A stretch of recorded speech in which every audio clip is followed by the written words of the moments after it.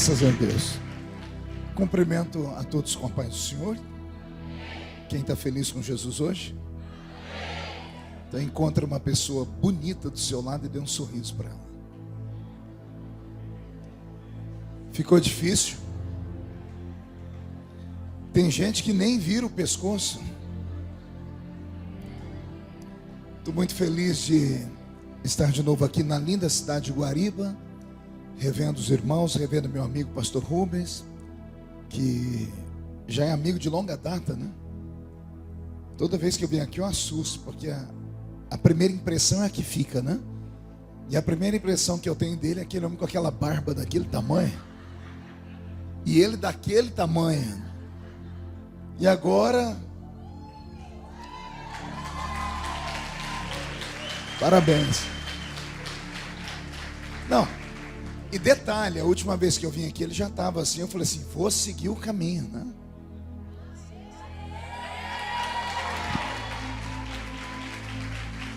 Pronto, fiz escola, né? Deus abençoe, viu, pastor Rubens? Muito feliz. Alguém trouxe Bíblia? Abra comigo no livro do profeta Daniel. Daniel, capítulo de número 10. O nobre vereador que aqui está, eu não memorizei o nome, perdão. Paulo, Deus te abençoe, excelência. Bem-vindo em nosso meio, viu? Daniel, capítulo de número 10. O versículo que vamos ler é o de número 12. E na sequência o versículo de número 13.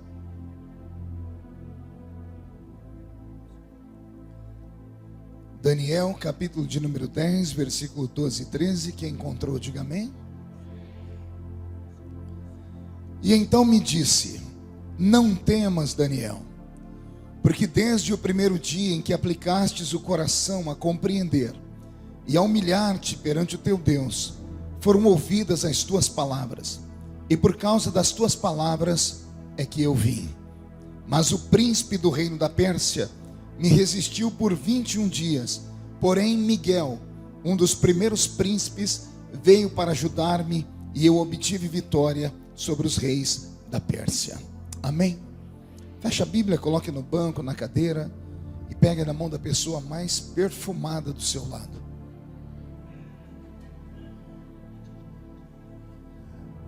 A pessoa não falou aleluia, então você não apertou direito. Isso. Pentecostal que não faz barulho está com defeito de fabricação, né? Vamos orar. Pai, mais uma vez nós oramos, nós te glorificamos, e nós entendemos que dentro de alguns minutos, e esta linda igreja ficará pequena para o tamanho da glória que o Senhor vai mandar do alto dos céus. Os que vieram tristes começarão a saltar de alegria. Os que vieram se arrastando não voltam para casa se arrastando. Hoje voltarão voando nas asas de um novo tempo. E antes que eu comece a ministrar a sua palavra, cerque esta igreja com a sua glória. E num raio de 5 quilômetros onde houver um demônio alojado, eu dou a esses demônios segundos para sumirem de Guariba, porque se não sumirem, serão queimados pelo poder da sua glória que aqui será derramada. Rasgue os céus sobre esta linda igreja e mande anjos de fogo descerem aqui. Que estes anjos desçam trazendo brasas de fogo nas mãos. Comecem a esparramar estas brasas entre nós.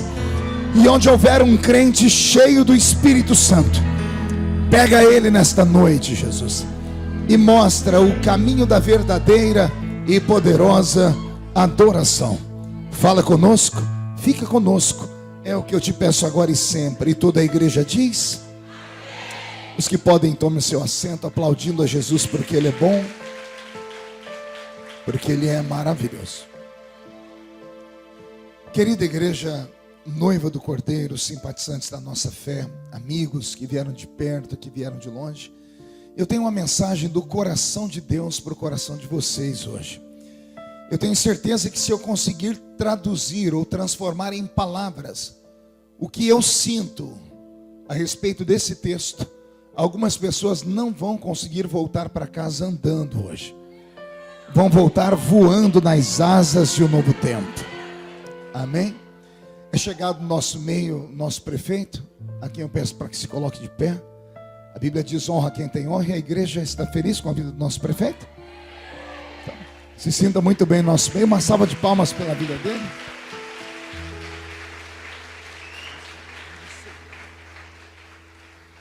Deixa eu falar com o pessoal que está cuidando da luz. Será que você consegue diminuir um pouquinho essa luz? Ela está ferindo os meus olhos aqui. Eu não sou acostumado a pregar num lugar tão chique. É sério, eu só prego em roça. Eu cheguei aqui, eu achei que eu estava na igreja errada. A última vez que eu vim aqui, a igreja não era tão bonita desse jeito, né? Parabéns. Você diminuiu a luz do salão e deixou aqui, piorou. Está machucando os olhos. Como é que é, pastor? Melhora, se você acender tudo, melhora, porque aí a luz se propaga, entendeu? Acenda todas as luzes, se for possível. Isso. Pronto. Ainda arde meu olho. Como é que o senhor aguenta? Só o senhor mesmo, porque já sei, o senhor é mais alto. Eu sou baixinho, a luz vem bem no meu olho. Deus vai me dar vitória ainda. Posso ouvir um grito de glória a Deus, hein? O livro que eu li nesta noite para a nossa meditação não é um livro de fácil interpretação. O livro do profeta Daniel é um dos livros mais difíceis da Bíblia Sagrada. Tanto é que existem livros escritos sobre o livro de Daniel que colocam ele no mesmo pé de igualdade do livro do Apocalipse. Aliás, o livro de Daniel é o Apocalipse do Velho Testamento. Portanto, Daniel é o João do Velho Testamento. Daniel e Apocalipse são dois livros escatológicos. Falam sobre o futuro, sobre as revelações que virão de Deus sobre esse nosso lindo planeta, que um dia passará por uma transformação violenta. Mas a pregação dessa noite não tem a ver com escatologia. Eu li 2 versículos da Bíblia e quero tentar dissertar a história desses versículos que eu li. Eu quero falar sobre o personagem Daniel. Pergunte para o seu irmão se ele conhece Daniel. O Daniel que eu quero falar nessa noite é o Daniel da Bíblia, tá? Não é o Daniel que você conhece da esquina, da rua, não. É o Daniel profeta. O profeta Daniel, embora receba esse nome de profeta, era simplesmente um homem. Diga comigo, homem. A palavra homem vem de humus. E humus é terra misturada com esterco. E eu não preciso falar para vocês o que é esterco. Na verdade, quando olharam para esta criatura que tem olhos, tem mente, tem boca e fala, caminha, foram chamar de homem. Deram a ele o nome exato. O que é o homem? Nada. É terra misturada com esterco. Para que serve o homem? Para bem pouca coisa. Digo isso porque alguns seres humanos se estribam em cima da sua riqueza, da sua sabedoria, da sua beleza, da sua posição social, e acham que isso os transforma em seres acima da média, quando na verdade títulos podem funcionar fora deste ambiente aqui, lá na rua, na esquina, na praça, mas aqui dentro o maior entre nós tem que ser o menor. Aqui dentro, para Deus não funcionam títulos, funciona unção, oração, dedicação, devoção. Lá fora um homem, para estar em pé, tem que estar num lugar alto, né? Aqui dentro não. O homem ou a mulher que querem se destacar tem que estar de joelhos, porque é de joelho que um homem se transforma em um ser grande. E por isso eu digo que Daniel era somente um homem. Falo isso para que todas as pessoas que estão me ouvindo hoje não pensem que eu estou falando aqui de um super-homem. Não estou falando aqui de um super-herói, do 4º membro da Trindade.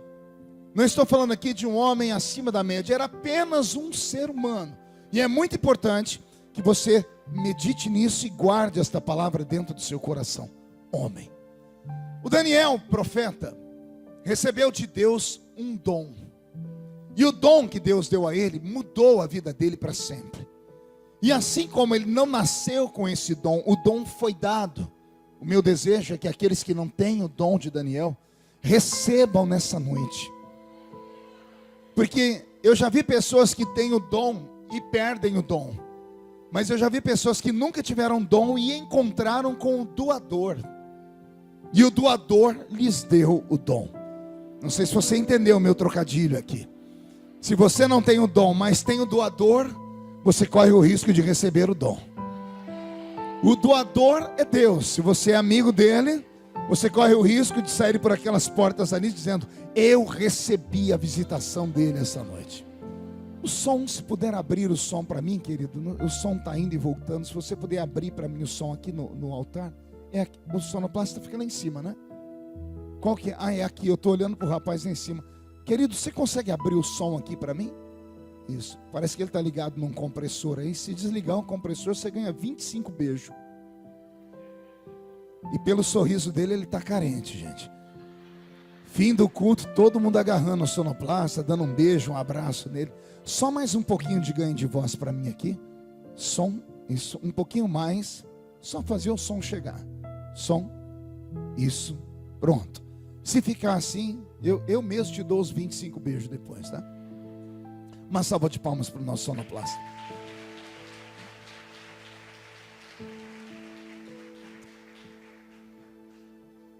O Daniel da Bíblia, que se tornou profeta, já foi usado pelo próprio Deus como exemplo para dar uma lição em um anjo.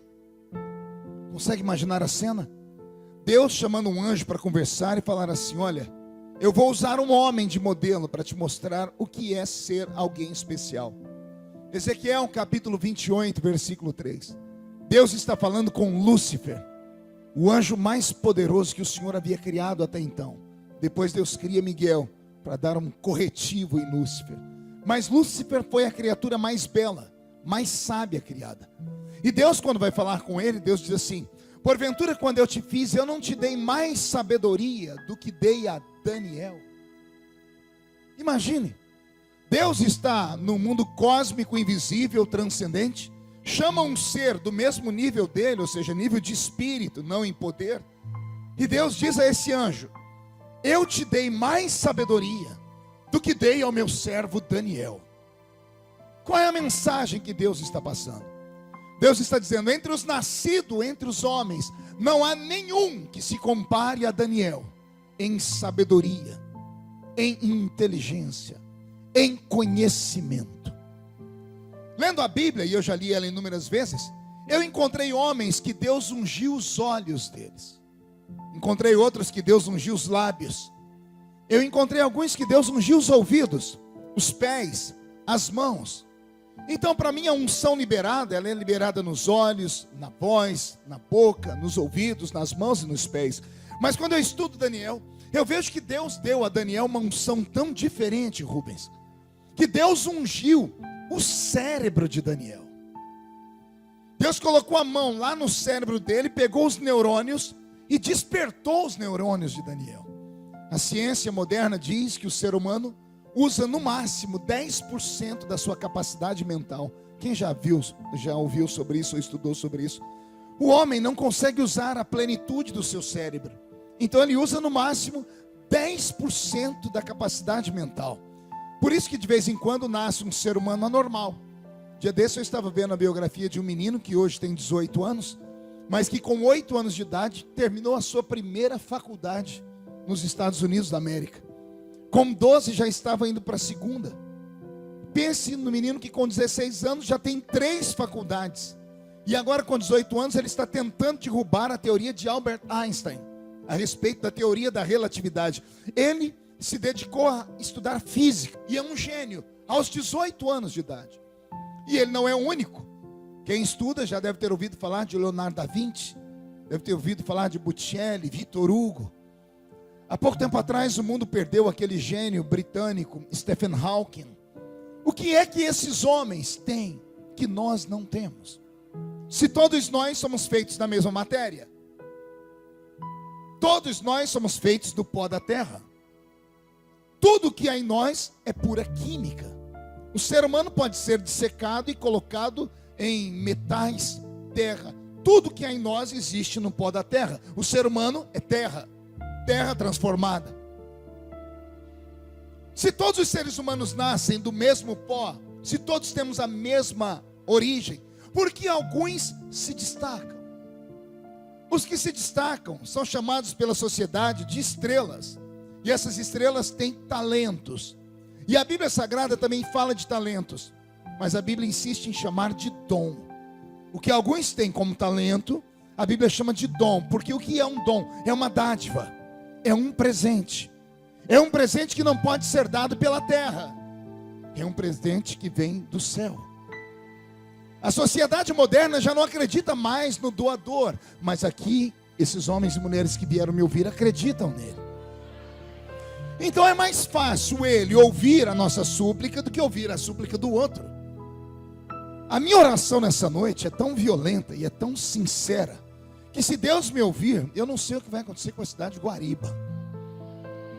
Porque a minha oração é que Deus faça esse culto se transformar em algo tão grande, que a mão dele desça aqui e comece a entrar na mente de todos vocês. E ele pegue não só os 10% que já funcionam, mas ele comece a dar um choque no seu cérebro. E você comece a usar mais do que 10% da sua capacidade mental. Ao ponto de no próximo Enem, você se sobressair e receber aqui da cidade um outdoor, bem no centro dela, dizendo: foi o primeiro a passar no concurso. Cadê os jovens para pegar esta profecia? Cata ela. O que acontece com homens como Steve Jobs, que dentro de uma garagem criou o primeiro laptop? Como é que um homem como ele cria e inventa a matriz do que hoje é a Apple, que no Brasil é chamada de Apple, de maneira errada, porque é Apple, a maçãzinha, e os seus instrumentos de tecnologia? Você sabia, por exemplo, que quem inventou o Waze, alguém conhece o Waze? O Waze é um aplicativo de celular que é o maior GPS do mundo. É um GPS tão perfeito que não dá nem para acreditar na perfeição dele. O Waze foi criado por 2 meninos israelenses trancados em uma sala. Meninos, como vocês que estão aqui. O que é que esses meninos tiveram que os outros da sua geração não tiveram? Eles tiveram a capacidade mental aguçada e criaram um aplicativo. E o aplicativo hoje vale bilhões de dólares. O que é que alguns seres humanos recebem e outros não? Além da capacidade mental. E eu creio sinceramente que o Deus de Daniel não mudou. Eu creio que ele pode entrar aqui nessa noite, te fazer sair de um jeito e você dormir. E quando acordar amanhã de manhã, vai acordar meio sorumbático, contemplativo, e as pessoas perguntando: ei, você está bem? Vão passar até a mão na frente dos seus olhos. Ei, está tudo bem? Você vai dizer: está tudo ótimo. E por que você está assim? Você vai dizer: não, é que está tudo queimando aqui dentro. Eu estou tendo 1 milhão de ideias. E eu estou tendo algumas ideias aqui tão malucas que, se funcionar, eu viro Guariba de cabeça para baixo. Será que tem algum maluco que acredita em outro maluco? Só entende um doido quem é doido como ele. E eu creio nessas loucuras da Bíblia. Pois então recebe esta palavra: a sua vida nunca mais será a mesma depois desta noite. Glória a Deus.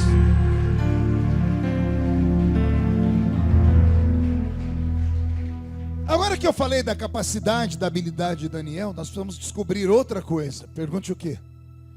Como ele adquiriu? Como ele recebeu? Porque o que ele recebeu é muito valioso. E uma coisa valiosa custa muito caro. O que não custa nada também não vale nada. Por isso que as coisas com Deus custam um alto preço. Pastor, a salvação é de graça, para mim e para você, mas alguém teve que derramar sangue para que fôssemos salvos. A Bíblia diz que fomos salvos com um preço mais alto do que o ouro e a prata. Porque o que não custa nada não vale nada, mas algo que é muito valioso custa muito caro. Quanto custou esse dom de Daniel? Para isso precisamos voltar na história. Daniel é judeu. Daniel é o quê? Mas a sua capacidade mental é revelada em Babilônia. Diga comigo: Babilônia. E a pergunta que fica é: o que é que um judeu está fazendo em Babilônia? Daniel está preso em Babilônia. Daniel é um escravo em Babilônia. Babilônia era o maior império do mundo antigo. E esse império queria dominar os judeus, porque os judeus tinham fama. Jerusalém era a cidade mais conhecida do mundo antigo. Havia lendas, histórias sobrenaturais sobre ela e os seus profetas. Então todos os imperadores do mundo sempre tiveram uma gana com Jerusalém. Acredite, Jerusalém foi destruída 27 vezes em guerra e sempre reconstruída. E sempre tomada pelos imperadores e reis e déspotas. Todo mundo queria tirar uma casquinha de Jerusalém. Então, para o dominante do mundo, os judeus tinham que ser aprisionados por ele. E Babilônia consegue prender os judeus. Daniel é levado na primeira leva para dentro de Babilônia, porque são 2 levas que são erguidas de Jerusalém para Babilônia. Daniel é um menino da aristocracia judaica. É um menino rico. É um menino que sabia ler e escrever, versado nas habilidades do mundo antigo. Então ele é arrastado para dentro de Babilônia. A sua família não vem, porque o pai e a mãe são assassinados pelos babilônios. Daniel, por ser judeu da aristocracia, era temente a Deus. E temia a Deus porque ele ia à sua religião, à sua igreja, à sua sinagoga, ao templo de Salomão erguido já no seu tempo. Só que quando Daniel é arrastado de Jerusalém para Babilônia, escravizado, além de ver o pai e a mãe serem assassinados, ele assistiu o templo do seu Deus ser queimado, roubado, destruído. Daniel, por ser um homem da aristocracia, é extremamente patriota. E ele vê a sua pátria ser destruída, porque os judeus foram escravizados. Então esse Daniel, que vai receber esse talento de Deus, primeiro, recebe um talento numa época em que ninguém pode receber, porque Israel está sob juízo divino. Diga comigo, juízo. Alguém sabe o que é juízo? Correção divina, puxão de orelha. Mais ou menos o que o Brasil está vivendo nesses dias. O Brasil está sob juízo divino, e não há quem conserte ele. Não existe homem capaz de salvar o Brasil. O próximo presidente da república, seja ele quem for, vai sofrer demais. Porque para colocar o país nos trilhos, vão pelo menos 20 anos para tentarmos resgatar o que o último governo fez com o nosso país. Perdemos uma geração inteira. Uma geração de meninos e meninas perdidos, não só para as drogas, mas para um mundo sem conhecimento da verdade, para a mídia social, para o sexo sem impedimento, para a vida da boçalidade. O Brasil está perdido, estamos debaixo de juízo. E digo isso, pastor Rubens, com autoridade. Digo isso porque o Brasil é o maior país cristão do mundo. Abaixo da linha do Equador não há um país como o nosso. O Brasil é o maior país evangélico que professa a fé evangélica do mundo. Os Estados Unidos é um país evangélico, mas lá nem todo mundo professa a fé como nós professamos aqui. Temos 60 milhões de evangélicos no Brasil. Paralelo a isso, nós temos mais 110 milhões de católicos. 170 a 180 milhões de brasileiros dizem que amam a Jesus Cristo e acreditam nesse livro aqui. Aí um país com tantos homens e mulheres que acreditam em Cristo é o país com o maior número de assassinatos do mundo por ano. 63 mil assassinatos no ano passado. 1 milhão de abortos por ano. É o país com o maior número de homens e mulheres drogados do mundo. E ainda é o país com o maior índice de corrupção da história da humanidade. Não é da história do mundo, é desde que o mundo é mundo, nunca houve um país tão corrupto como o nosso. E aí nós temos duas coisas que não batem. Como é que o maior país cristão do mundo tem todas essas misérias? Simples, a igreja fracassou. A igreja errou.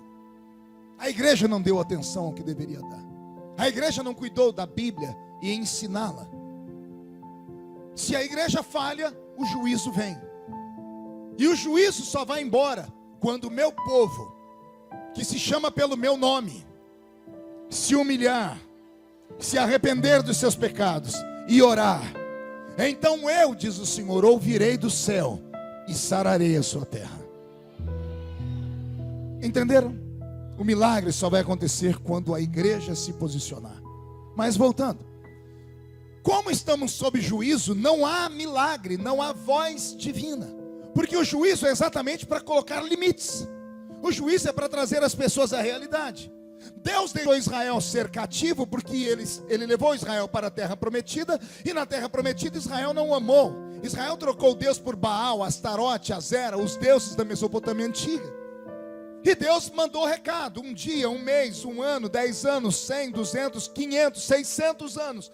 Eu vou colocar vocês presos em uma terra onde vocês sentirão falta de mim. E o povo achou que era mentira. E culminou bem na época em que Daniel era adolescente.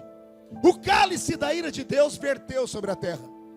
Então Daniel é arrastado para dentro de Babilônia, a contragosto. Ele é escravo, ele viu o pai e a mãe ser assassinados, ele viu a sua religião acabar porque o templo foi queimado, ele viu o seu povo ficar sem terra, perdeu a pátria, e agora ele é só um escravo em Babilônia.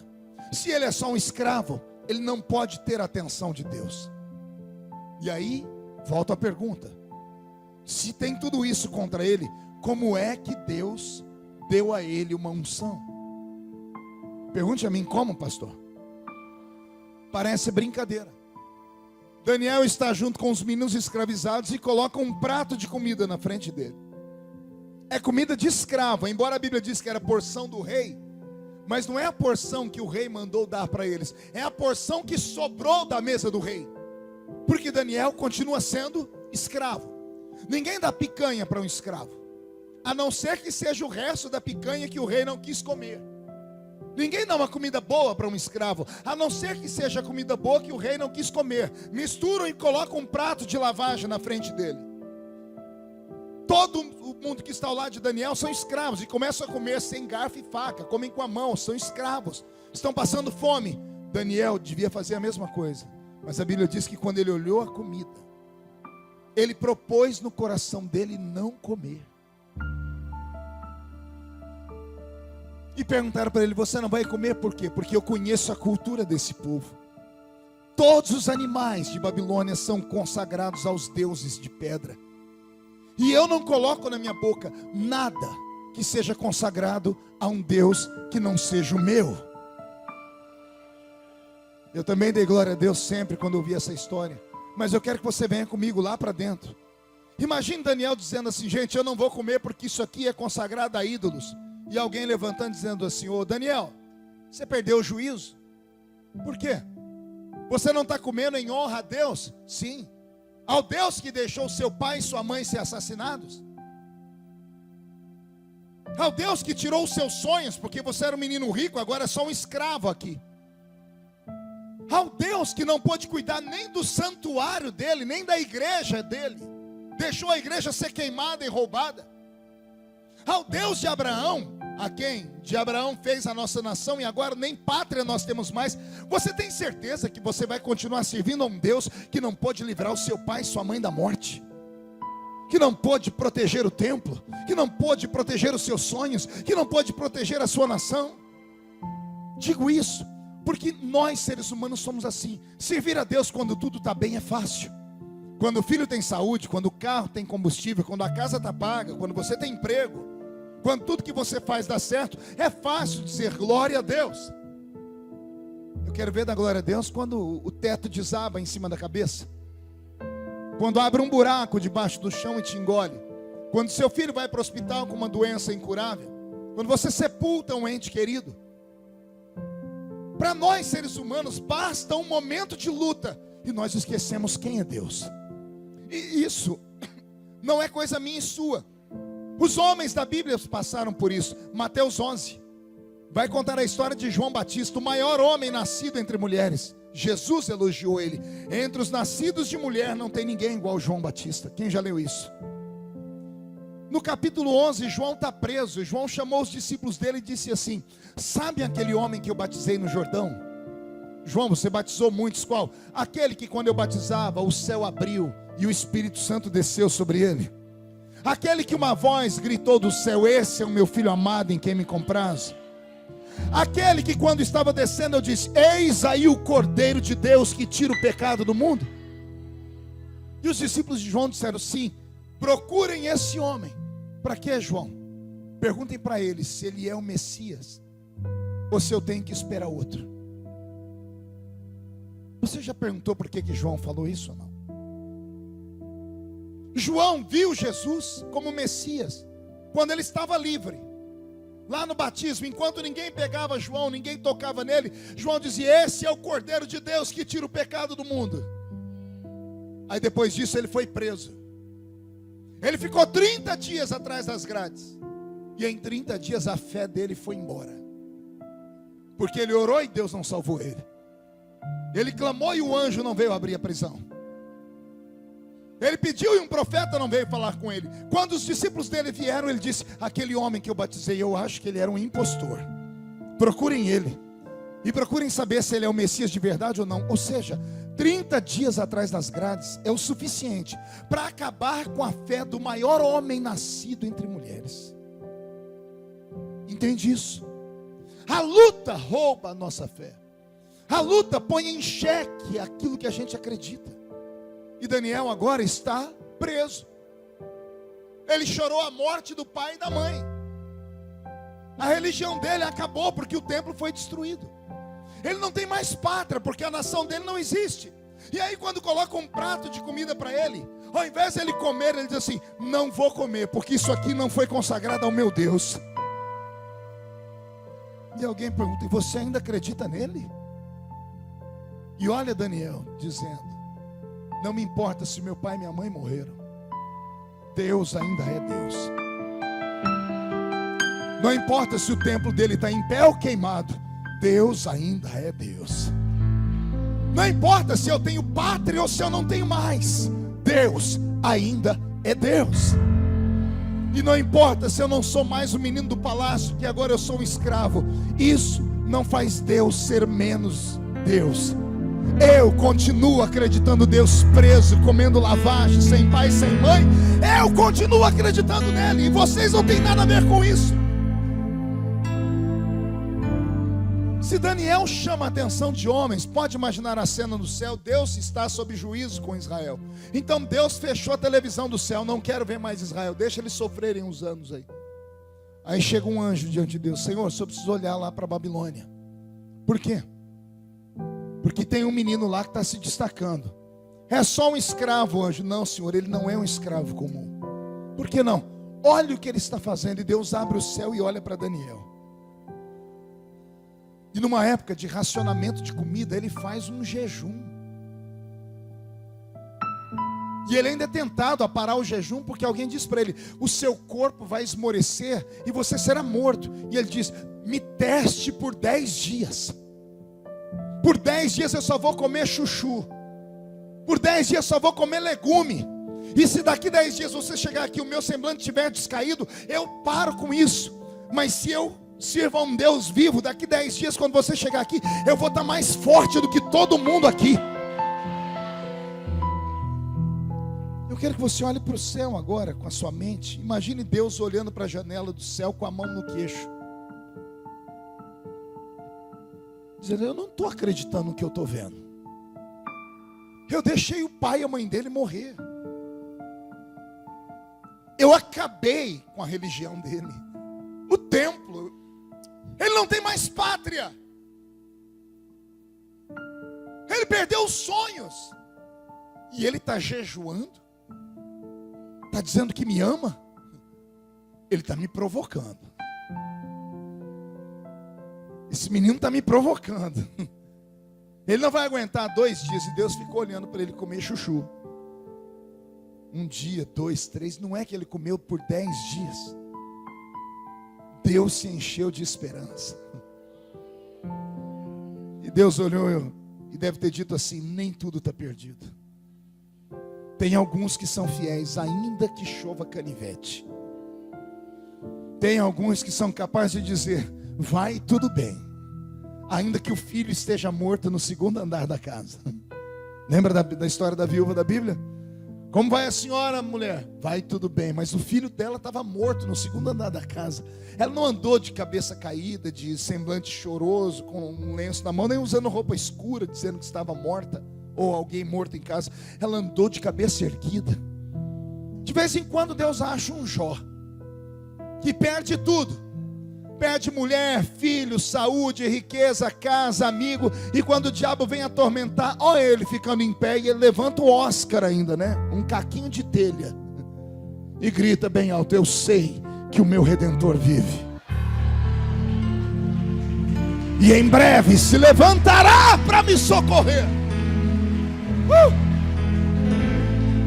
Eu estou com meu corpo arrepiado, porque eu acho que aqui dentro deve ter um Daniel, um Jó. Aqui dentro deve ter alguém desse jeito, porque Deus não fala com quem está ausente, Deus fala com quem está presente. E Deus mandou eu te dizer: eu tenho visto você, mesmo estando sob juízo, a você dizendo que me ama, com o seu jeito de ser, fazendo jejuns, orações, perdeu tudo e continua dizendo: eu não largo a fé, eu não abandono este caminho por nada. Oh, glória!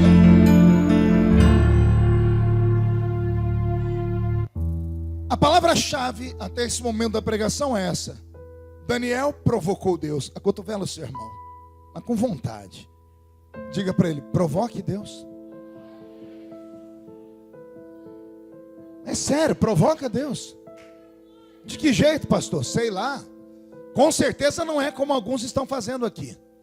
A criatura está aqui numa igreja viva, num dia de festa, mas parece que está sentada num velório. Está me olhando com essa cara feia, parecendo que foi batizada num pote de vinagre. O culto é de festa, mas está aí com esse olho seco, parecendo olho de sapo que morreu no dia de enchente. Aqui é um dia de alegria, mas está com essa boca travada, essa boca de aço, essa língua de ferro.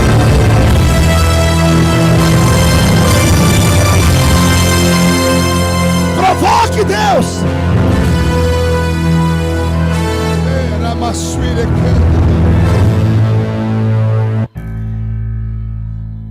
Se veste de Pedro nessa noite.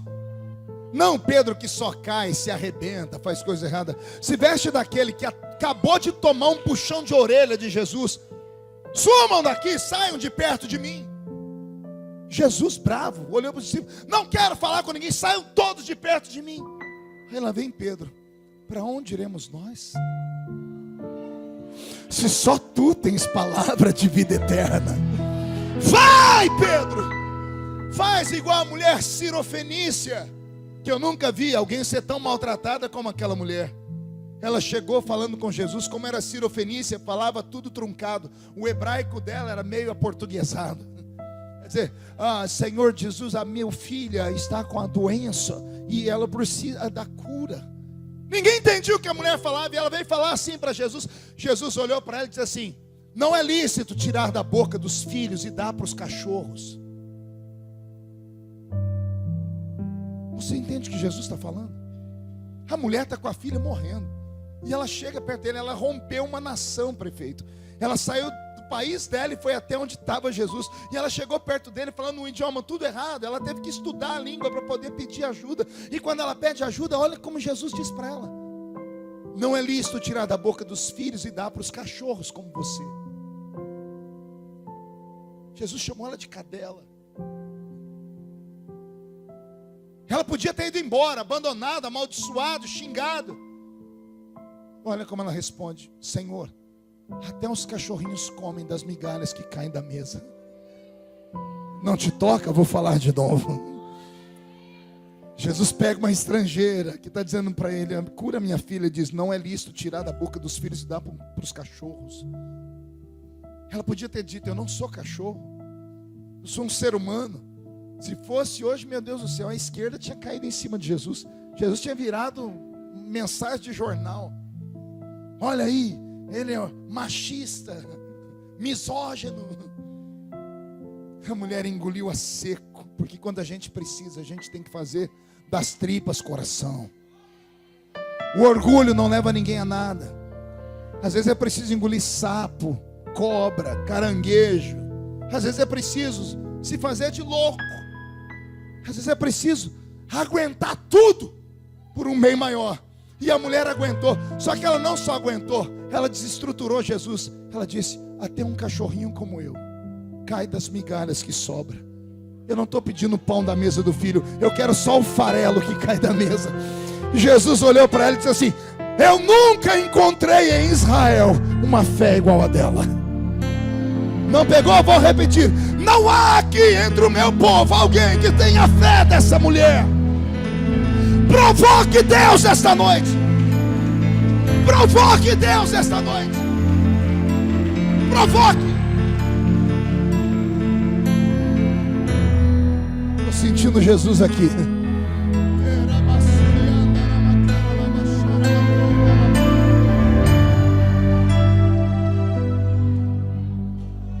Deus olhou para Daniel e disse: já que ele está me provocando, eu vou mandar um recado para gerações posteriores, que ainda sob juízo, se houver alguém que me ame, eu transformo o juízo em uma temporada de férias.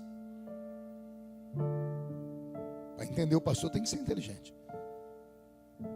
O juízo é o deserto, mas o deserto só é deserto para quem está sob juízo. Mas se em juízo no deserto alguém amar o Senhor, o deserto vira um oásis. Pegou aí? Israel ficou preso em Babilônia e sofreram igual sovaco de aleijado. Daniel foi destacado, virou chefe. 10 dias depois, quando o eunuco foi visitar ele, ele estava mais bonito, mais parrudo do que os outros. Viu a sabedoria dele, porque a mente de Daniel expandiu, os neurônios dele se multiplicaram. E ele começa a encontrar soluções para o reino, se torna engenheiro. Daqui a pouco, o rei de Babilônia, o imperador, vê em Daniel um espírito excelente e coloca ele como chefe de todos os prefeitos das províncias. Eram chamados de sátrapas. Agora, Daniel extrapola o limite, ele não é mais chefe de prefeitos, ele é o segundo do reino. E ele se torna conselheiro do imperador. Morre Nabucodonosor, Daniel se torna conselheiro do segundo imperador. Morre o segundo imperador, Daniel se torna conselheiro do terceiro. Passaram 3 imperadores e Daniel permaneceu firme. E quem olhava para ele dizia assim: ele não é normal. É claro que ele despertou em todo mundo ciúmes por causa da sua vida, mas por amor a Daniel, Deus transformou a juba de um leão em um travesseiro. Oh, glória. Amo liberar essas palavras. Por amor a Daniel, porque jogaram ele dentro da cova dos leões. Mas não é que Daniel transformou a juba do leão em travesseiro e dormiu. Afofou e dormiu. O leão, quando tem um Daniel na cova, é obrigado a jejuar. O Deus de Daniel é tão poderoso que ele muda o ciclo da natureza por causa do amor que ele tem por aquele rapaz. Só porque aquele rapaz, no momento de dor e luta, disse: Deus está acima de tudo. Deus é maior do que o meu bel prazer. Amém até aqui?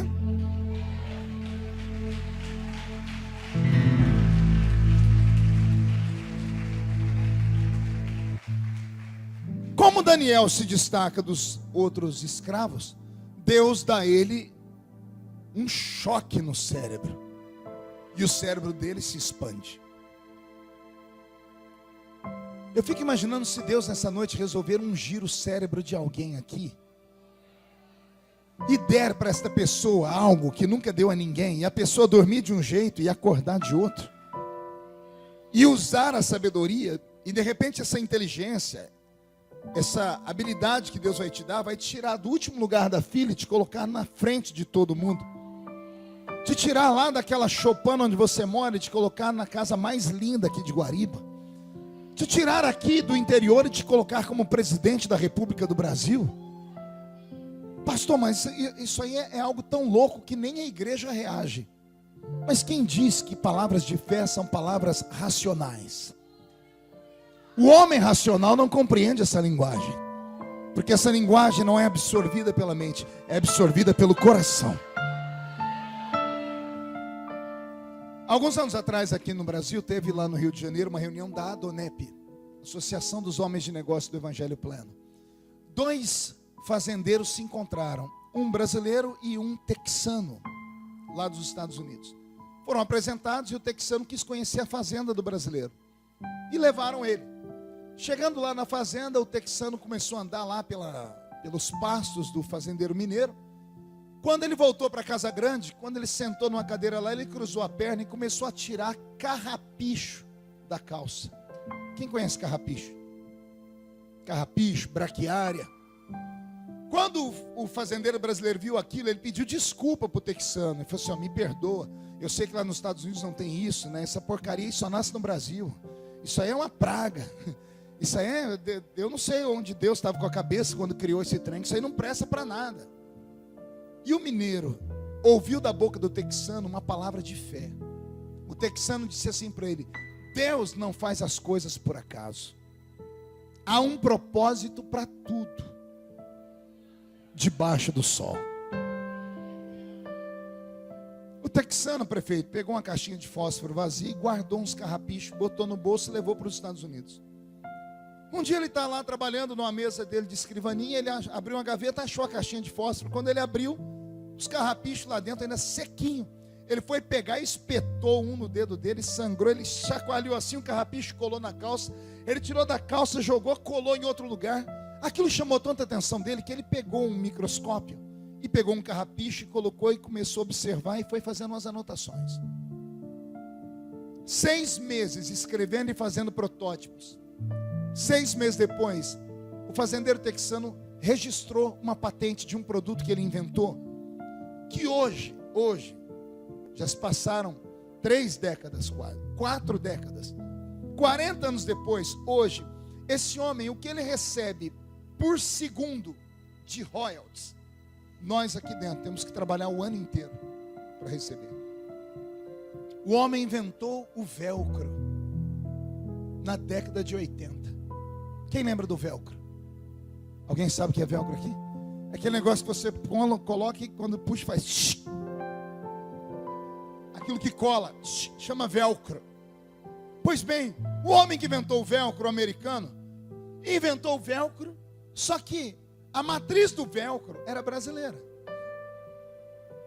A matriz do velcro era um carrapicho, braquiária. E ele escutou da boca da fazenda que estava assim de carrapicho, alguém que temia Deus falar: isso aí não presta para nada, essa porcaria, essa desgraça. Mas alguém que temia Deus pegou e levou. E um dia, sem fazer nada, olhou, observou e nasceu uma ideia. Não precisou de 2 nem de 3. Ele ficou bilionário. É disso que eu estou falando. É disso que eu estou dizendo que Deus pode fazer nessa noite. Você ainda não entendeu. Eu estou dizendo que Deus nessa noite pode abrir a sua mente e plantar uma ideia. E você não precisa de 2, de 3. Uma ideia, uma! E você colocar essa ideia em prática, e você pode mudar o rumo da sua família, da sua cidade, do seu país. Você pode revolucionar o mundo inteiro. Mas para isso você tem que fazer alguma coisa que provoque ele. Já pensou, pastor? Se nessa noite Deus pega, eu vi aqui uma banda tão bonita cantar e tocar. Se Deus pega esses meninos e meninas que cantaram e tocaram aqui de madrugada, pega um corista do coral celeste, um anjo, um barítono, ou um soprano, um contralto, um tenor, e vai no ouvido desse músico que tá da igreja, e de madrugada sopra uma letra,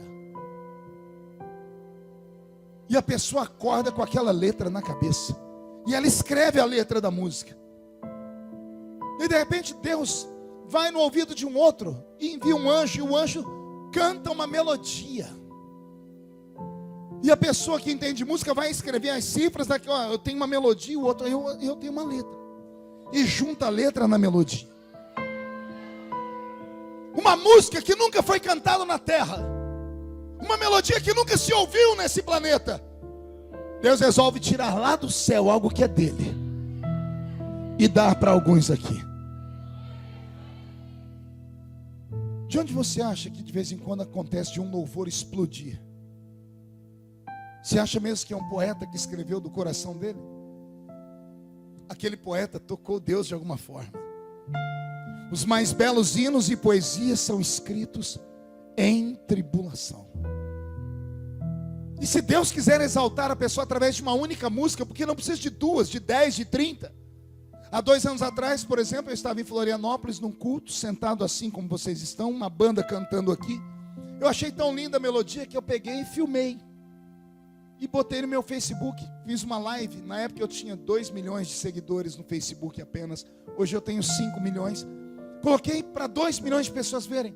Em 3 dias, 12 milhões de pessoas acessaram o vídeo. De repente, a dona da MK, a dona Evelise, ouviu a música, descobriu de onde era, ligou lá na igrejinha de Florianópolis, mandou levar a banda inteira para o Rio de Janeiro, contratou a banda, lançou o disco. A música hoje é cantada em todas as igrejas do Brasil, e agora foi transformada em outros idiomas, estão cantando pelo mundo afora. A música Maranata. Vocês cantam ela aqui? Maranata, a hora vem, Senhor Jesus. Pois bem, e o que aconteceu? Não precisou que alguém levasse eles para o Faustão. Bastou uma pessoa ter a ideia. E um dia de culto, alguém como eu lá filmando. E agora a banda vendeu milhões de discos. Tudo porque alguém, em um momento da vida, provocou o coração de Deus. Eu fui seminarista, o pastor com certeza foi também, estudou Bíblia. Quem estuda teologia deve ter ouvido falar sobre a reforma e a contra-reforma. Na reforma e contra-reforma surgiram alguns heróis de Deus, alguns pastores que se destacaram. Um deles foi Jonathan Edwards. Jonathan Edwards foi um pregador britânico. Ele pastoreou por dezenas de anos. Seus sermões eram sermões arroz com feijão. Aquele sermão que sustenta a igreja do ano inteiro. Mas um dia ele chegou para pregar, e naquele dia ele não levou arroz e feijão, não. Deus deu para ele uma picanha. E no culto estava lá um jornalista britânico, que conhecia taquigrafia. Achou interessante o título da mensagem, e começou a anotar. Escreveu uma mensagem ipsis literis através de taquigrafia. O título da mensagem foi: Pecadores na mão de um Deus irado. Esse sermão, naquela noite, fez com que os crentes daquela igreja ficassem o culto todo com os pés sem tocar o chão. Quando encostavam o pé no chão, eles gritavam, sentiam o inferno dentro da igreja. Digite na internet, pecadores na mão de um Deus irado, você vai conhecer a história toda. Mulheres da alta corte britânica ficavam em pé, agarravam os pilares da igreja e batiam a cabeça aos gritos, pedindo perdão pelos seus pecados. O jornalista foi tão impactado que no dia seguinte ele imprimiu o sermão de Jonathan Edwards. E o sermão saiu da Inglaterra, ou da igreja, e pegou a alta corte da Inglaterra. E os nobres ingleses, quando leram o sermão, começaram a se converter. E acharam tão bonito que chamaram os empregados da casa, da fazenda, e leram o sermão para todos os empregados. Houve um avivamento da classe alta para baixo, e a Inglaterra toda foi sacudida pelo poder de Deus. Um jornal foi parar na França, e um inglês que mesmo não gostando de francês, ou um francês que mesmo que não gostava de inglês, por causa de política, lendo o jornal em inglês, leu o sermão, foi impactado e traduziu para o francês. O sermão foi traduzido para o sueco, para a Dinamarca, foi parar na Finlândia. A Europa inteira conheceu pecadores na mão de um Deus irado. Eu sou brasileiro. Quando fazia seminários, fui obrigado a estudar o sermão de Jonathan Edwards. Alguns anos atrás eu estava pregando em Nagoya, no Japão. Terminei o culto, levantou 4 meninos que eram seminaristas e pediram que eu desse uma aula sobre eclesiologia para eles, bem rápido, e eu comecei a falar sobre a história da igreja. Citei Jonathan Edwards, um deles disse: aqui no Japão tem uma igreja e tem uma estátua dele, e embaixo o sermão: pecadores na mão de um Deus irado. Esse homem morreu tem mais de 200 anos. E a mensagem dele levou milhões aos pés da cruz. Um único sermão. Jonathan Edwards é conhecido como pregador de um único sermão. Por que eu estou dizendo isso? Já pensou se Deus dá um sermão? Um não. Se Deus essa noite resolve dar o sermão para alguém aqui dentro. Deus resolve destacar alguém aqui em Guariba, como Ele fez comigo lá em Orlândia. Minha cidade é pequenininha, eu sou conhecido por todo mundo. A cidade virou ponto turístico. Vem pessoas do mundo inteiro para conhecer a cidade onde nasceu o pastor Marco Feliciano. E ó que eu ainda estou vivo. E ó que eu ainda estou aqui. As pessoas falam como se eu tivesse morrido, mas eu estou vivo ainda. As pessoas não conseguem acreditar como é que um cortador de cana, alguém que apanhava laranja, algodão e café, chegou onde eu cheguei. O meu segredo? Eu provoquei Deus. Pergunte como? Eu era jovenzinho na igreja, todos os meninos eram bonitinhos, meninas bonitinhas. Eles iam para o shopping, eles iam para o campo de bola, eles iam para a sorveteria, eles iam para a zaração, eles iam para os congressos. E eu, como era extremamente pobre, e eu era muito crente, eu era chamado de santarrão, eu era chamado de fanático, beato de igreja, porque tudo que eu falava era sobre a Bíblia. Então ninguém queria ser meu amigo, eu era o famoso espalha-rodinhas. Eles iam passear e eu subia a montanha para orar sozinho. E eu orava de madrugada sozinho, buscando a Deus. Um dia me veio uma angústia, eu disse: Deus, por que eu não posso ser um menino comum como todos são? O Senhor falou comigo: porque um dia eles vão querer ser igual a você. Lembra que eu disse? Uma joia cara tem um valor muito grande. Você nunca vai conquistar Deus levando uma vida migué. Você nunca vai conquistar o que você sonha sendo um crente domingueiro. Vem aqui para a igreja, joga esse corpo pesado aí na cadeira, põe um chiclete na boca, cruza os braços, põe a mão no queixo e fica filosofando. To be or not to be, that's the question. Você nunca irá a lugar nenhum. A igreja não é um lugar comum, gente. Eu tenho ensinado por aí que muitas pessoas erram porque acham que estar na igreja é o suficiente. E não é. A igreja é o ponto de partida. Entrar na igreja qualquer um entra. Até cachorro entra. Fizeram até uma piada: o cachorro entrou na igreja por quê? Porque a porta estava aberta. Então entrar na igreja não é o ó, como todo mundo pensa. Pastor, pega leve, porque pelo menos eu estou aqui dentro. Tem gente que fica com raiva de mim quando eu prego, falo de chiclete, falo para os namorados parar de ficar abraçando, dando beijinho na igreja, peço para as meninas parar de lixar a unha. As pessoas falam: pô, o senhor é muito chato. Me chame do que você quiser, eu conheço a Bíblia. Esse lugar não é comum. O Senhor diz: quer chegar perto de mim? Guarda os seus pés, porque o lugar onde você está é uma terra santa.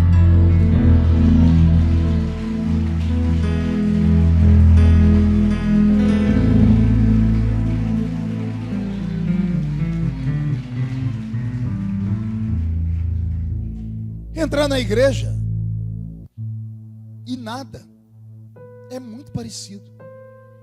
Paulo, escrevendo aos Coríntios, diz: quando vocês se ajuntam, formam uma igreja. Quando vocês se ajuntam, nada acontece. Mas quando vocês se ajuntam e uns têm salmos, outros têm testemunhos, aí vocês saem da terra e entram nas regiões celestiais. O milagre, o batismo com o Espírito Santo, a revelação, a profecia, a palavra rema do pregador, ela não se dá na terra. Ela se dá quando o homem que está aí ou está aqui, ele transcende a terra e entra no jardim. As regiões celestiais são como um jardim.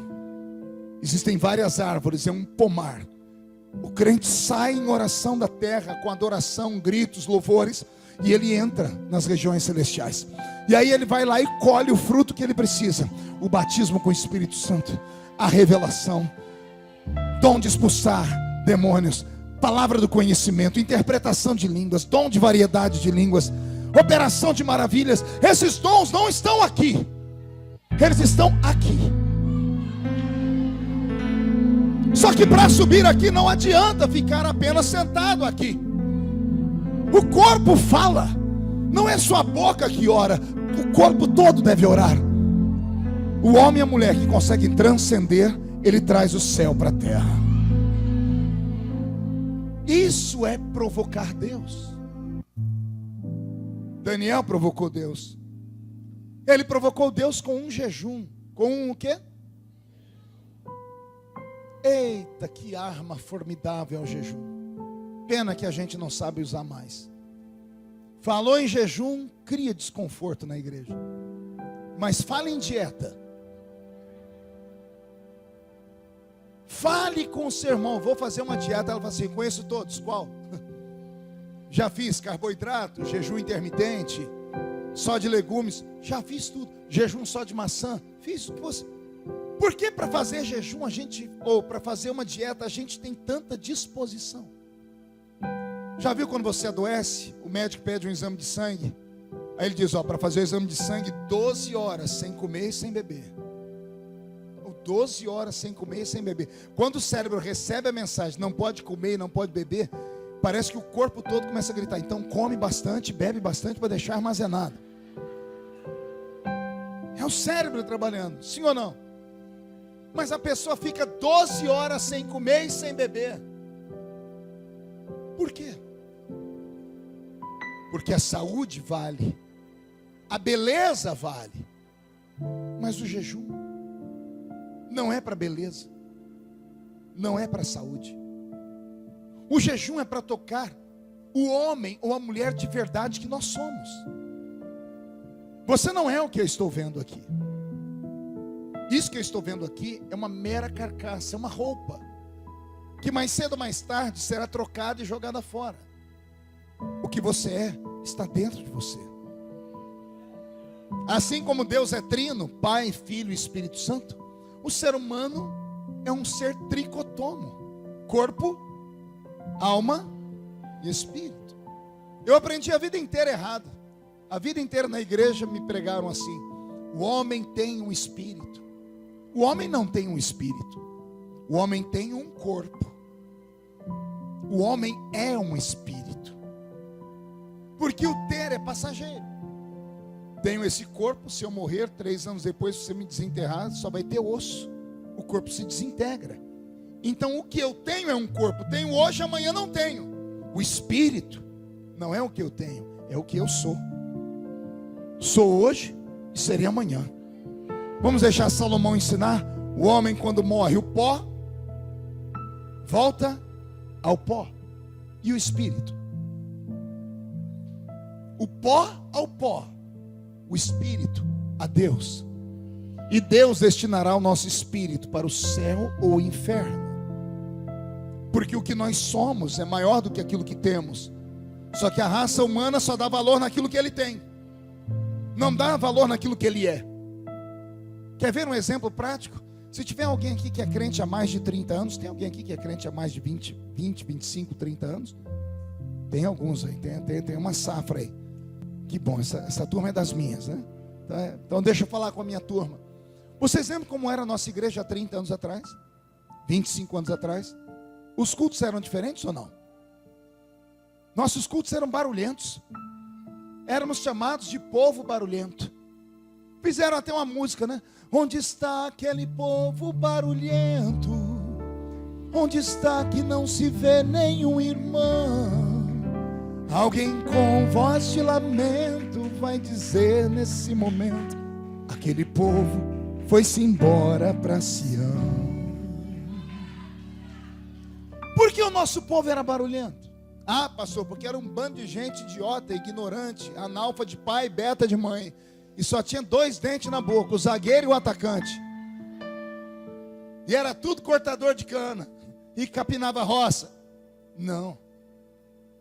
Pegue uma foto de igrejas com 30 anos atrás e hoje.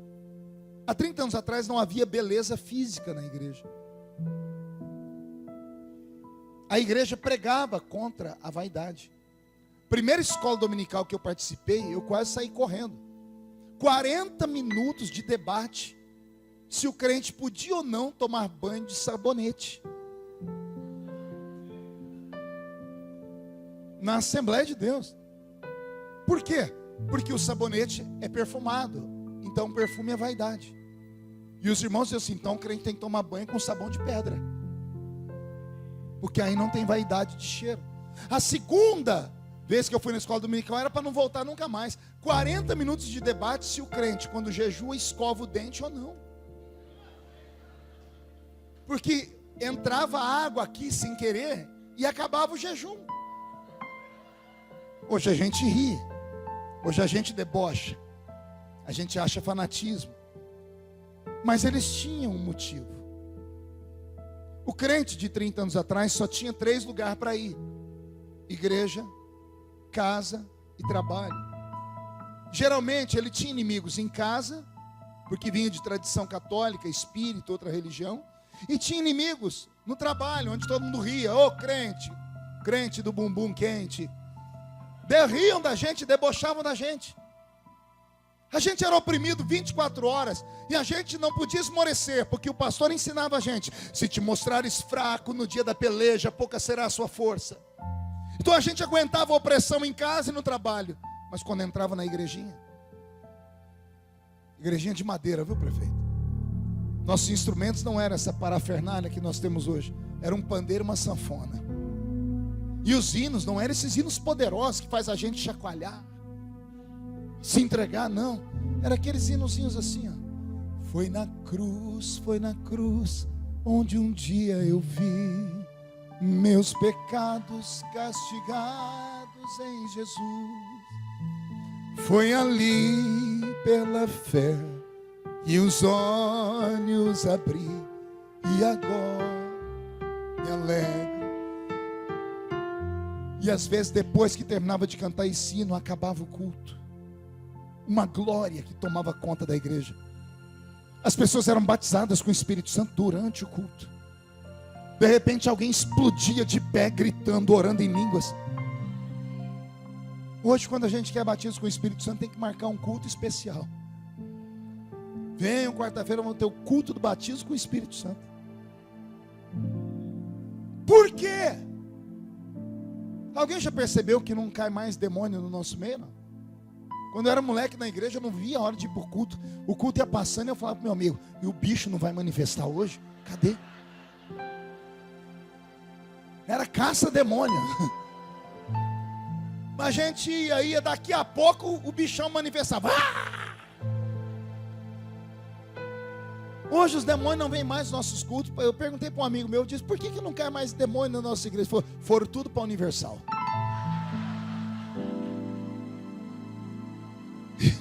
Eu falei para meu amigo: mas por que foram para lá? Disso? Porque lá passa eles na televisão e deixa falar no microfone. Os demônios são famosos, pô.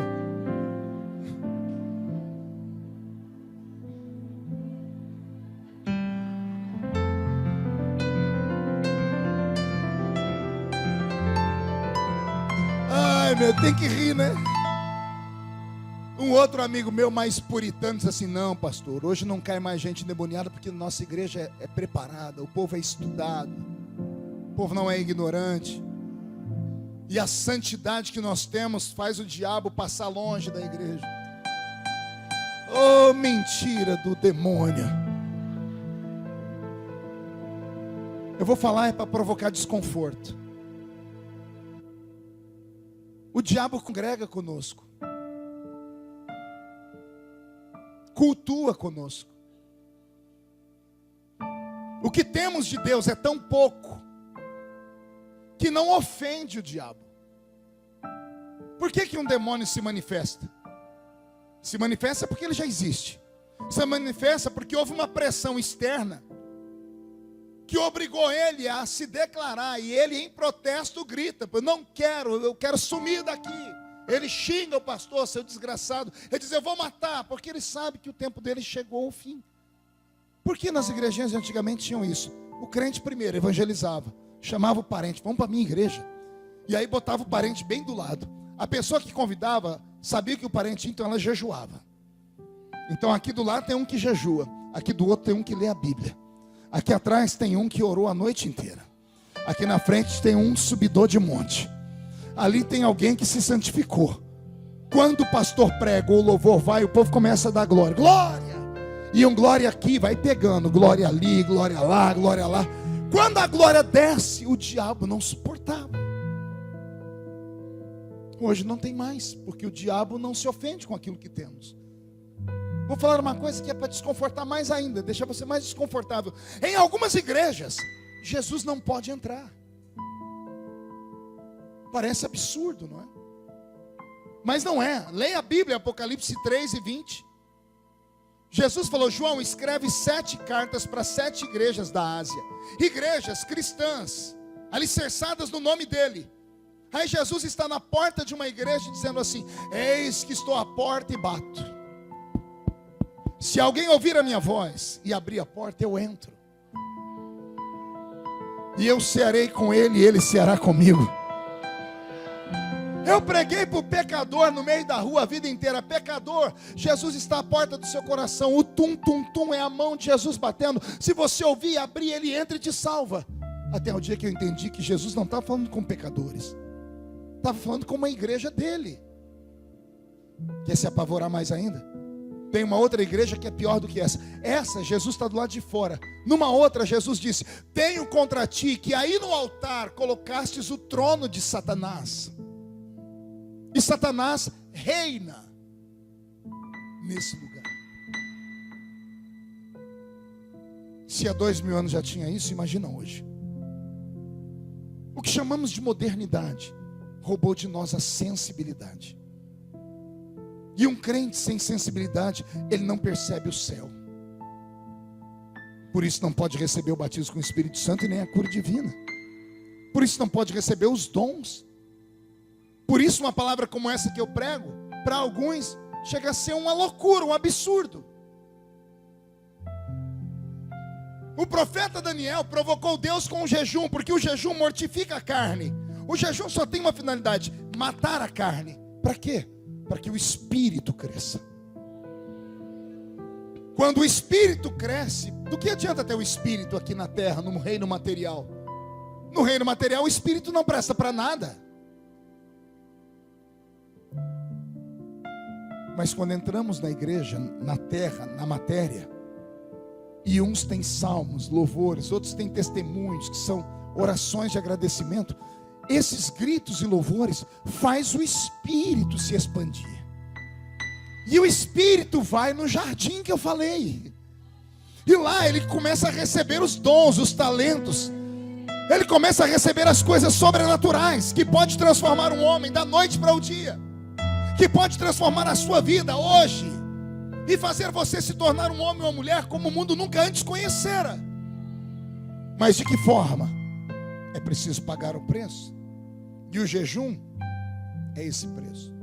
No capítulo 10, e eu não vou ter tempo de pregar ele inteiro, vou ter que voltar outro dia aqui para a segunda etapa. No capítulo 10, Daniel jejuou de novo. Só que agora ele fez um jejum de 21 dias. Quantos dias? Mas não foi jejum de legume. Ele jejuou 21 dias integralmente.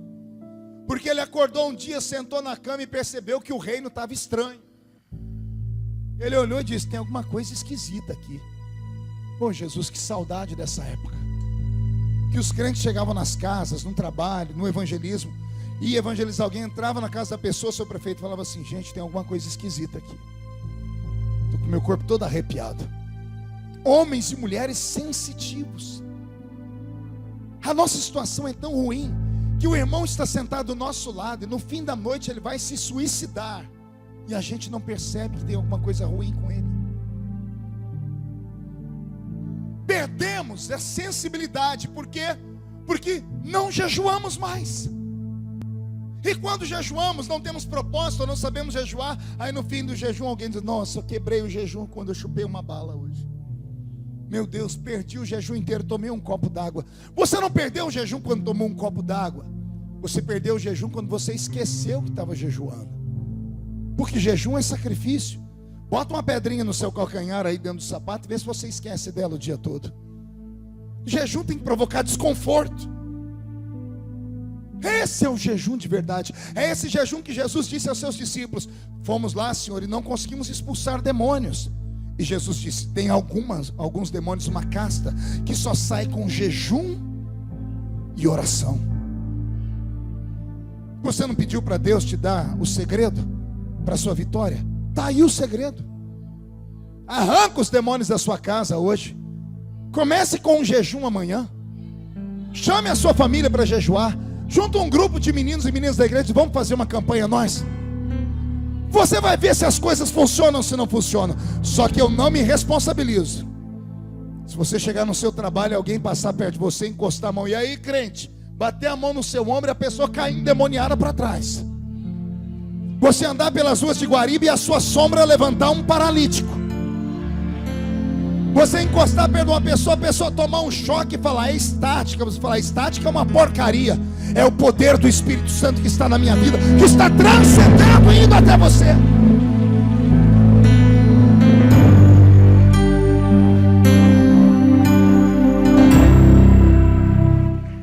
Daniel perguntou e Deus não respondeu. E não era comum Deus não responder a Daniel. Por isso Daniel emendou um jejum num dia, no outro, jejuou 21 dias. 21 dias sem comer e sem beber, e ainda foi trabalhar. Ele está na beira do rio Tigre. Estavam criando um aqueduto para levar água para a Babilônia. Ele e os engenheiros, detalhes, só Daniel é crente, o resto é tudo pagão. Daniel está em jejum, é o único que está em jejum. E não é um jejum de um dia. Quantos dias ele jejuou? Você sabe o que pode acontecer na vida de uma pessoa que jejua 21 dias? Lembra que eu disse? O louvor e a adoração nos levam ao mundo espiritual. O crente é um ser que caminha entre dois mundos. Ele caminha no mundo físico e no céu. O pé na terra, a cabeça no céu. Alguns de vez em quando veem visões, veem anjos, sonham. Por quê? São homens e mulheres que se consagram muito. Como se consagram muito? Matam a carne, o espírito cresce. Automaticamente o espírito ficará perto de Deus. O jejum é tão importante que Jesus, antes de começar o ministério dele, jejuou 40 dias. 40 dias. Às vezes queremos uma receita, um milagre para as coisas acontecerem, para o crescimento. Queremos fórmula matemática. E a receita está na Bíblia, é antiga. Jejua. Ora. Ora e jejua. O que é um jejum? É um sacrifício. Sacrifique alguma coisa na sua vida. Sacrifique o Facebook, o Instagram, o WhatsApp. Faz um jejum de WhatsApp.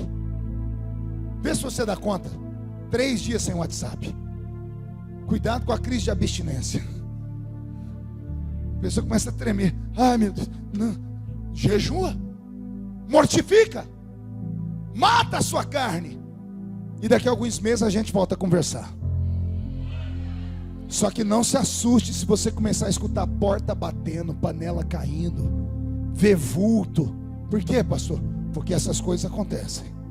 Porque o jejum mortifica a matéria e expande o espírito. E o espírito começa a ver o mundo invisível. O jejum de Daniel foi tão violento que ao invés dele ir ao mundo espiritual, ele trouxe o mundo espiritual para a terra. A visão foi de tarde. Toda visão que eu já vi crente ter é de noite. De noite e de madrugada. Daniel teve uma visão 3 horas da tarde. O sol rachando mamona naquele deserto. Na beira do rio Tigre, 21 dias jejuando, ele disse: quando eu olhei para o céu, eu vi aquela visão. E lá estava ele. Os pés, as pernas, os braços e o rosto eram de bronze. Os olhos como chama de fogo. Sua roupa era da cor do berilo. E da sua boca saía uma voz, como a voz de uma multidão, falando ao mesmo tempo. Quando eu o vi, eu caí como morto aos seus pés. Os que estavam comigo, leia o capítulo 10 em casa, você vai ver Daniel comentando. Quando eu caí como morto, imagina, você está com 10 pessoas, você cai no chão, o que as pessoas fazem? Te levantam. Daniel diz: quando eu caí, os que estavam comigo, embora não viram nada e nem ouviram nada, foram tomados de um temor e saíram correndo e se esconderam. O jejum de Daniel provocou tanto Deus que rasgou a película que separa esse mundo do mundo invisível. Existem mundos paralelos, senhoras e senhores. Esse é o nosso. Paralelo ao nosso está o mundo de Deus. Paralelo ao nosso está o mundo do diabo. O nosso é matéria. O reino de Deus e do diabo é espírito. Não estão distantes quilômetros, estão distantes por uma dimensão. Alguém já viu espelho? Você nunca parou e ficou olhando no espelho, não deu medo? De noite ainda? Por que ninguém coloca o espelho na frente da cama na hora de dormir? Não dá medo? Por quê? Você vê um mundo lá dentro, só que ninguém consegue entrar nele. A pessoa bota a mão no espelho e trava. Por isso inventaram aquele livro que virou filme, Alice no País dos Espelhos. O escritor teve o imaginário que existe um mundo que nós não podemos tocar nele. Existe um mundo invisível paralelo a esse nosso. O mundo físico, eu só vejo homens e mulheres Se Deus abrisse os meus olhos, eu veria a mesma multidão de seres que estão aqui, de branco aqui em cima. Pergunte por quê? O anjo do Senhor acampa ao redor daquele que o teme e o livra do mal. Para cada crente aqui tem um anjo. Sim ou não? E por que a gente não vê eles? Porque eles estão no jardim. Eles estão nas regiões celestiais. Por que de vez em quando o irmão diz, eu vi? O irmão viu porque entrou no mundo deles. Jejuou, orou, consagrou, matou a carne, o espírito voou. O jejum de Daniel foi tão violento que ao invés de Daniel entrar no mundo de Deus, o mundo de Deus veio para a terra. Foi tão violento que os que estavam com Daniel não viram, mas sentiram, o corpo arrepiou, saíram tudo correndo. Daniel diz que caiu e o homem chegou perto dele, era um varão, Gabriel, o anjo, ministro das comunicações do céu. Todas as vezes que Deus tem um comunicado a fazer à terra, e o comunicado é muito importante, Ele manda Gabriel. Comunicados que mudam eras, que mudam gerações. O Gabriel que falou com Maria veio falar com Daniel. Daniel está caído, o anjo não ousa falar com ele caído. O anjo diz assim, fica de pé, Daniel. E Daniel não aguenta. No capítulo 10, Daniel vai dizer, e eu senti uma mão que me pegou pelo ombro e me levantou. E Daniel diz, e eu me vi sobre os joelhos e as palmas das mãos. Ficou de quatro. O corpo dele não aguentava. O anjo insistiu, disse, Daniel, põe-te em pé, Daniel. Porque anjo é criatura, como homem é criatura, e ele jamais falaria com um homem ajoelhado. Anjo não recebe adoração. Então Daniel ficou em pé. Aí Daniel disse, quando eu me pus de pé, aquele homem falou comigo, Daniel, homem muito amado, a sua oração foi ouvida desde o primeiro dia. Desde o primeiro dia a sua oração foi ouvida. Isso aqui mexe comigo. Daniel deve ter estatalado os olhos e o anjo leu aqui uma pergunta. Se foi ouvida desde o primeiro dia, porque tem 21 dias que a oração não é respondida. Aí o anjo explicou. Eu vim no primeiro dia e fiquei preso no céu da Pérsia. O príncipe da Pérsia e os seus reis me prenderam. E aqui é outro ensinamento que me dá arrepio, porque eu aprendi a vida inteira que anjo é mais forte que demônio.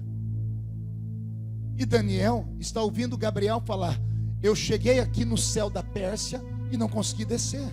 O príncipe da Pérsia, ou seja, o espírito que dominava a Pérsia, o demônio, e os seus reis, ou seja, os espíritos malignos, me prenderam aqui em cima e eu não pude descer. 21 dias. O que fez esse anjo descer? A perseverança. Daniel não parou de orar e não parou de jejuar. Um dia Deus está no céu mandando o anjo dar recado. De repente Deus olha para Daniel e diz, por que ele não para de orar? E esse cheiro de jejum? Eu já não respondi. Deus dá um grito no céu, Gabriel, cadê você? E vem um querubim ou um serafim e diz, Senhor, tem 21 dias que o príncipe sumiu do céu. Tem 21 dias que Gabriel sumiu e ninguém sabe onde ele está. Então Deus abre o leque e traz todos os seres vivos diante dos olhos dele. Eu vou achar Gabriel. E Deus pega Gabriel preso por demônios. E Deus pega Daniel em jejum e oração. Deus se ajeita no trono e dá outro grito. Miguel! Miguel, cadê você, arcanjo? E lá vem o arcanjo Miguel. Como é que está a espada? Afiada e de fogo, Senhor. Olha lá na Pérsia, Gabriel, o seu irmão está preso, e Daniel, meu servo, não para de orar. Desce e solta Gabriel agora. Foi o que eu li no texto. Eu li o texto. O varão Miguel desceu do céu e me soltou. Gabriel está falando, Miguel veio, acabou com os demônios. Tem demônio perdido até hoje, não sabe o rumo que estão. Gabriel foi solto e foi até Daniel e disse, a tua oração foi ouvida desde o primeiro dia. E por causa das tuas palavras é que eu vim aqui agora. Quem acredita que Deus fala? Então não ouça com o ouvido, ouça com o coração agora. A sua oração foi ouvida desde o primeiro dia. E foi por causa da sua oração que Deus me trouxe aqui em Guariba. E o Senhor me manda te dizer que foi a perseverança das suas orações que romperam com os demônios que prendiam a sua súplica. E você não pode desistir da sua chamada jamais. Você não pode abandonar as suas armas espirituais. Paulo, escrevendo aos Coríntios, falou sobre isso. As nossas armas, as armas da nossa milícia não são materiais. O crente ainda tem que ter força no seu jejum, na sua oração e nos seus louvores. E ainda que alguém te ache louco, desequilibrado, fanático, santarrão ou maluco, ignore-os, porque ninguém paga as suas contas. Existem poderes que Deus nos deu e nós só não usamos porque às vezes falhamos ou não conhecemos, ou temos vergonha. Não se envergonhe do Evangelho de Cristo. E se você acredita no poder do Pentecoste, aceite o pacote completo. Não queira entrar no ritmo dessas igrejas que se chamam neopentecostais, porque o neopentecostais diz que são os novos pentecostais, que são os pentecostais que não são raiz. Mas nós aprendemos com os pentecostais raiz. Podemos ser modernos, só não podemos ser mundanos. Podemos ser homens e mulheres para frente, só não podemos deixar Jesus e o Evangelho para trás. Você pode ir na universidade, pode ir no cinema, pode ir no restaurante, pode ir no shopping, mas não esquece a sua raiz. Dia desse, eu encerro aqui, eu estava em Brasília, Rubens, e pediram para eu fazer uma oração por uma autoridade lá, era um desembargador. E eu comecei a orar, eu estava buscando a Deus, estava passando por uns dias de jejum. E quando você jejua, você fica muito sensível. E eu comecei a orar e logo ergui a mão e dei uma rajada de língua estranha. Eu entrei no fogo. O cidadão que pediu para eu orar, um pastor, veio e me acotovelou e disse assim: ei, controla. Eu lembrei: controlar o quê? Você não está na igreja não. Eu disse: e daí? Você não mandou orar? Mas é para orar, não é para ficar falando em línguas, mas orar em línguas é oração também. Eu disse: mas as pessoas não entendem, eu não estou orando para eles, eu estou orando para Deus.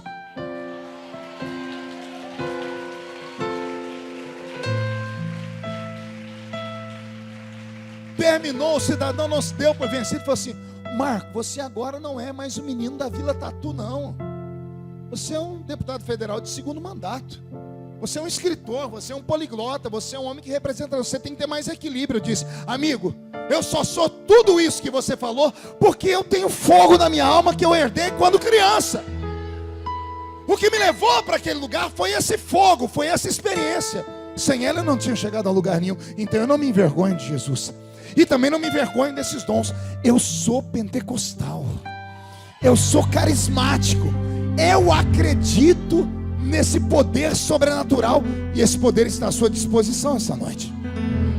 Você crê nisso? Fica de pé. Vou pedir para todos fecharem os olhos, e eu vou fazer um convite.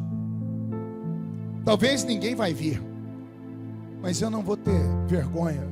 Eu vou cumprir o que Deus me mandou falar. Queria que todos fechassem os olhos. E eu queria orar nessa noite com homens e mulheres que tenham coragem de dizer para si mesmo: eu já fui mais crente, eu já fui melhor, e eu preciso voltar a ter essa sensibilidade que o pastor falou. Eu já jejuei, já preguei, já cantei, já orei, já subi um monte, e tem décadas, tem anos que eu não faço mais isso. E eu queria que Deus me desse força para voltar a ter coragem, a buscar essa autoridade de novo. E para receber, eu preciso que você venha aqui no altar. Pastor, mas se eu for no altar, o que vão falar de mim? Eu repito, quem fala de você não paga as suas contas. Mas se você quebrar o orgulho, a humildade dele vai colocar o jardim dentro de você de novo. E aí nós vamos conhecer Jesus de verdade. Meu orgulho me tirou do jardim, tua humildade colocou jardim em mim. Vem. Se eu vender tudo que tenho, em troca do amor eu falharia.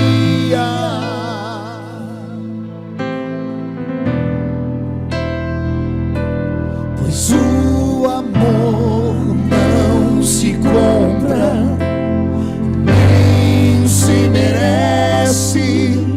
O amor se ganha, de graça o recebe.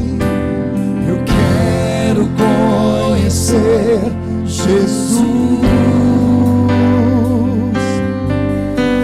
Eu quero conhecer Jesus. Conheçamos e prossigamos em conhecer ao Senhor. Quero conhecer Isso, pede.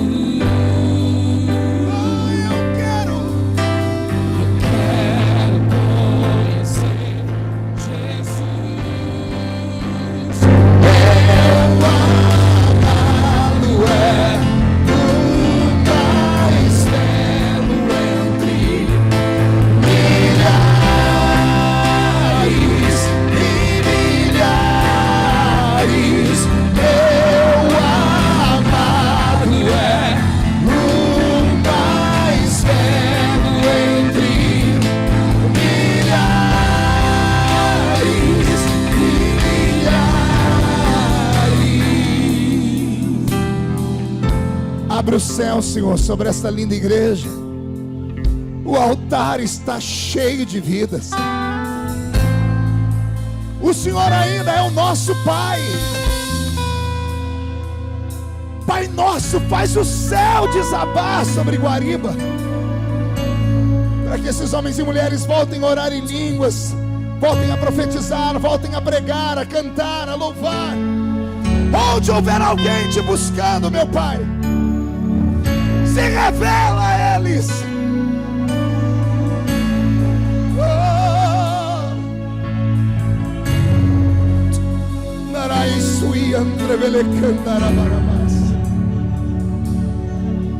Pai nosso dos céus, santo é o teu nome, teu reino dos campos, a vontade seja feita na terra como é no céu. Enche o céu descer na terra como é no céu. Ai, Jesus. Enche o céu descer, enche o céu descer. Pede, deixa o céu descer, deixa o céu descer. Ai, glória.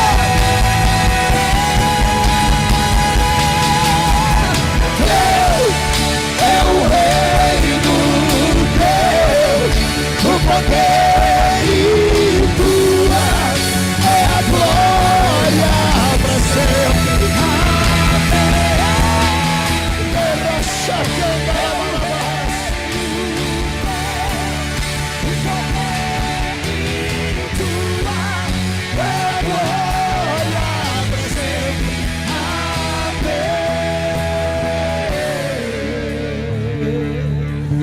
Rama suire andebele karalava sharamakandara harabas. Teriandre vele suri di queva rabasuri di kandara maharadashai. Renova com seu Espírito, Pai. Batiza com o Espírito Santo, Pai. Faz o céu descer aqui. Deixa o céu descer. Deixa o céu descer. Deixa o céu descer.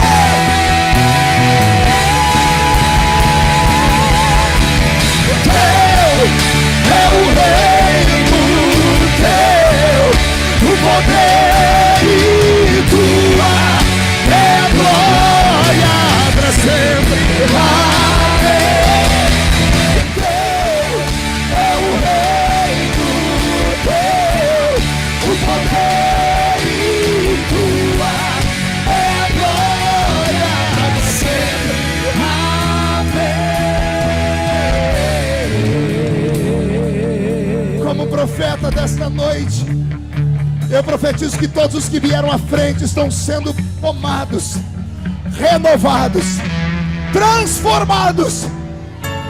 E quando esse culto terminar, todos seremos possuídos pelo Espírito Santo.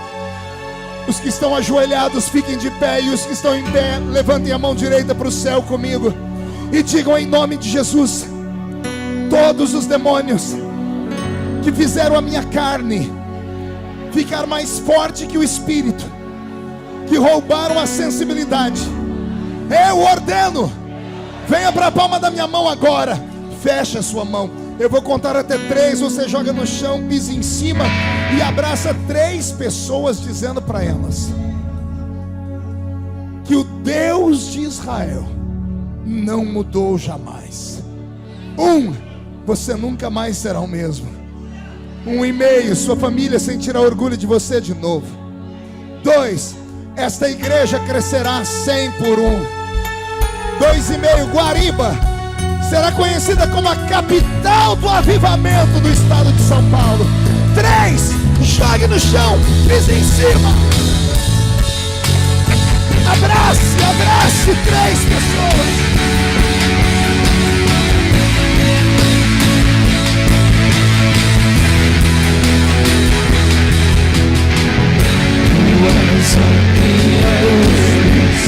A minha salvação te entrou. Se ao teu lado estou, seguro em tuas mãos, por nada temerei.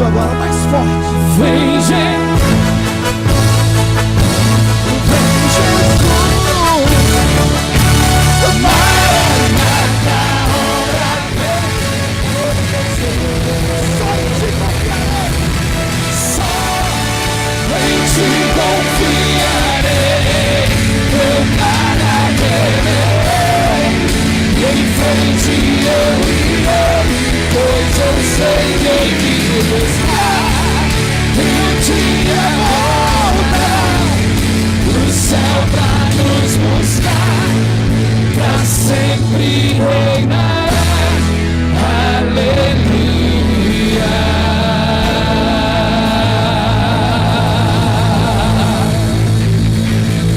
Quem pode aplaudir?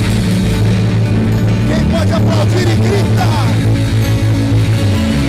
Quem pode aplaudir e gritar e dar um pulo pra cima?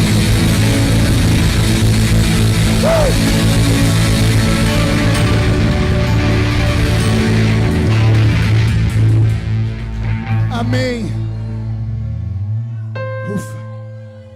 Murcha a barriga, estufe o peito e olhe nos olhos de quem está do seu lado. Se não tiver vermelho, enfia o dedo no olho dessa criatura aí. Entenderam? Que Deus te dê a sabedoria de Daniel. E que Deus te dê a força de vontade de mortificar a sua carne, como deu a Daniel. E que Deus te revele os segredos do reino. E que esse ano seja o melhor ano de toda a sua vida. Amém? Posso voltar outro dia? Pastor Rubens, cadê o senhor? Me traz mais cedo, meu chefe. Deixa eu ficar 5, 6 meses, um ano sem vir aqui não, tá bom? Eu quero, antes de devolver o microfone ao chefe aqui, agradecer a todos os irmãos de Guariba que têm orado pela minha vida. Eu tenho certeza que aqui eu tenho uma igreja que ora por mim.